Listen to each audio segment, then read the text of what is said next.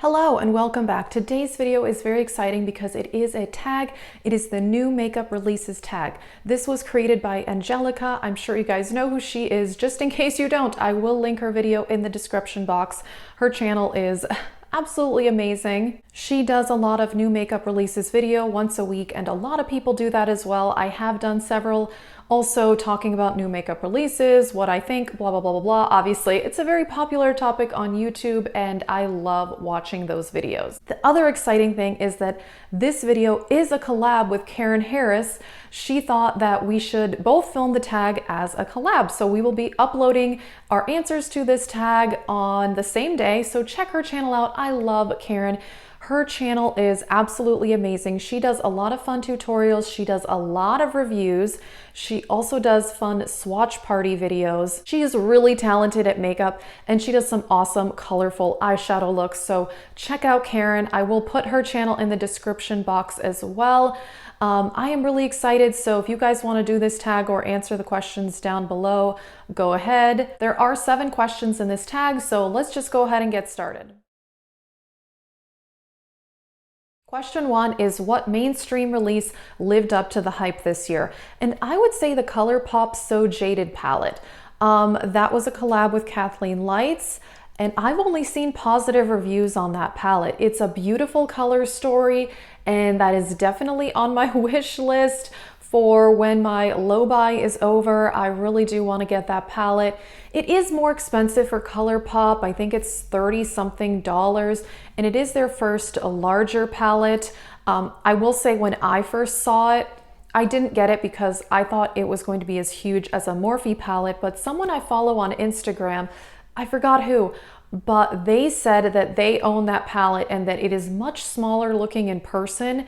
So when I heard that, I thought, okay, I definitely want to get that. I think it's a beautiful color story. It's a combo of neutrals and colorful shades, which is definitely my makeup style. So yeah, I think that was an awesome release, and I do want to get it. Question 2 is, what indie makeup release lived up to the hype this year? And there are a lot that I think are really good. I don't really own a lot of them. I didn't actually buy that many new makeup releases this year because of my low buy. I was very cautious with what I bought, so I usually didn't buy things the second they came out. I definitely tended to wait, but Caladios Makeup, that brand really blew up this year. Both Karen and Angelica actually have talked about that brand quite a bit. They have both talked about the eyeshadow palettes, the highlighters, and their lip products. Everything sounds really, really good. The thing that I do want the most is their eyeshadow palettes. It's also a very affordable brand. And their palettes, they're smaller, they're 6-pan palettes, but they're curated. I like that. I prefer smaller palettes over larger palettes. They are $24 each, which I think is a really good price. And both Karen and Angelica said that they love the formula. So I definitely want to try one of those in the future. And it definitely seems like a brand that has a ton of positive reviews and good price too. Number 3 is, which releases did not live up to the hype? And Angelica definitely said the Jaclyn Hill lipsticks. I have to agree. I mean, how could you not say that? That was a total fail. And I mean, in a way, I do feel bad for Jaclyn because that had to be very depressing and heartbreaking to go through something like that so publicly. That was a total fail. I won't get into all of that, but yes, that was a fail. And I don't know what else. I think ColourPop is one that I would say is just really hit or miss. Their 9-pan colorful eyeshadow palettes are really popular and people rave about those.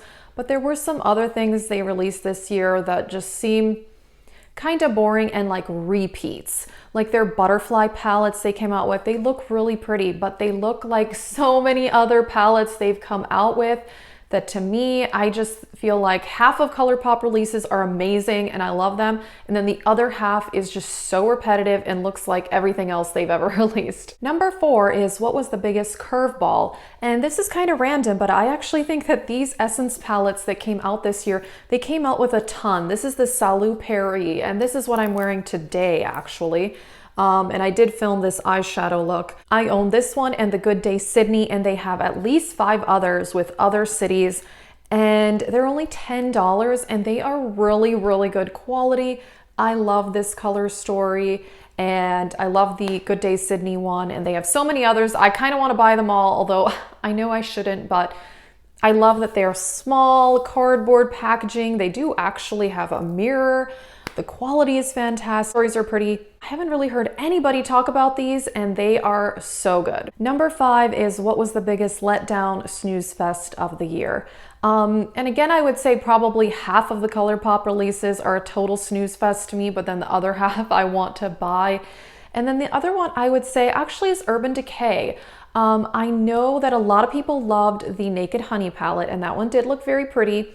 I didn't buy it because I have so many of those colors in my collection, and it's pretty, but I personally didn't think it was that unique.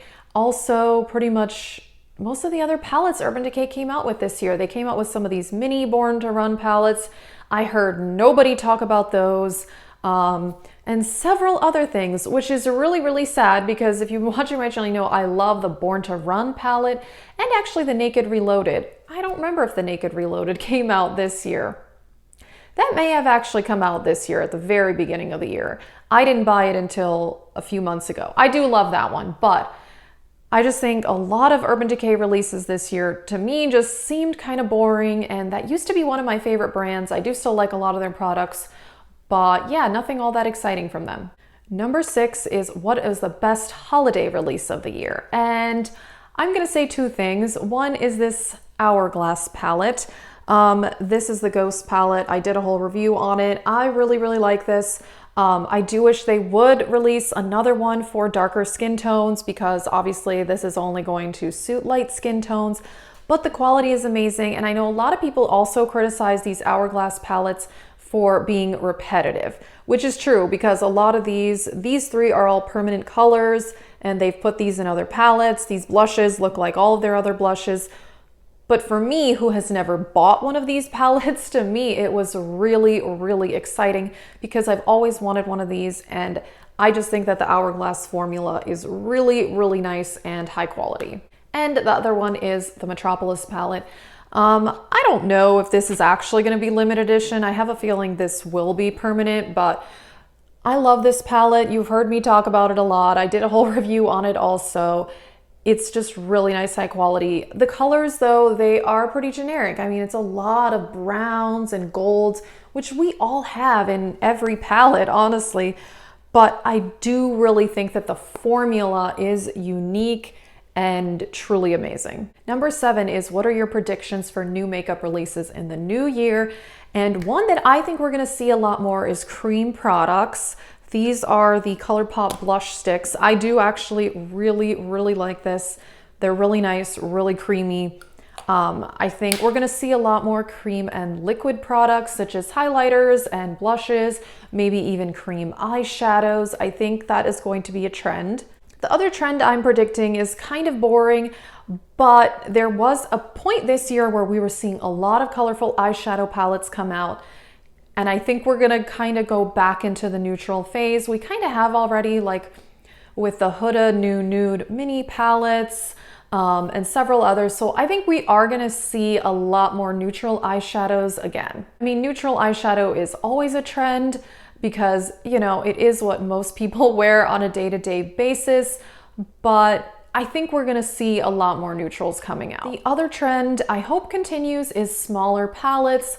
Like Anastasia released those huge palettes in, I don't know how many shades, but they're huge and square, but then they released a few mini ones kind of in this size. And also like Huda, they have their smaller palettes.